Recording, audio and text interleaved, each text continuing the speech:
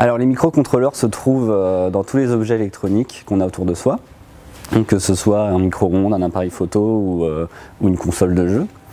Avant, quand on voulait fabriquer soi-même ce genre d'objets, c'était très compliqué, vu que ces petites cartes, il fallait les construire soi-même, etc. Maintenant, avec les Arduino, c'est une carte qui est reprogrammable et du coup qui est très pratique pour prototyper des objets.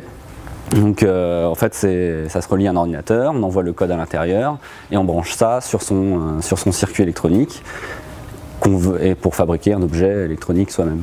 Ce qu'on fait avec les enfants en scolaire, en animation, c'est qu'on leur fait un petit circuit électrique qui deviennent électroniques lorsqu'on les branche à la carte, qui leur permet ensuite, en appuyant sur les boutons, de contrôler un personnage à l'écran. Donc ça devient une manette de jeu, alors qu'à la base c'était juste 3 boutons. Avant c'était vraiment quelque chose de très compliqué.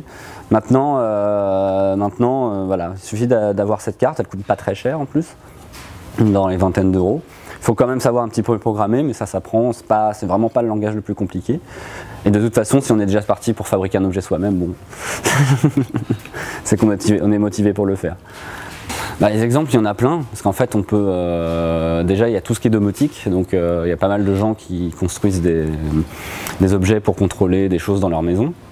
Donc, que ce soit l'ouverture de porte, au petit moteur qui va nourrir le poisson automatiquement.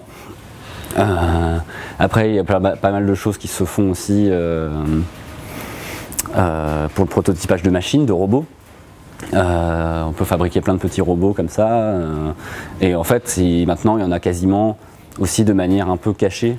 Donc la technologie Arduino se retrouve dans des cartes plus précises. Donc par exemple dans les imprimantes 3D, il y a des cartes électroniques qui sont des cartes électroniques pour l'imprimante 3D, qui rajoutent des choses exprès pour l'imprimante 3D, mais la base c'est du Arduino. Un exemple qu'on retrouve souvent à côté des Arduino sont les Raspberry Pi. Donc les Raspberry Pi c'est un peu différent, parce qu'en fait il embarque carrément un ordinateur. Donc on peut brancher un clavier, une souris, un écran, et ça devient un vrai ordinateur, on peut aller sur internet avec.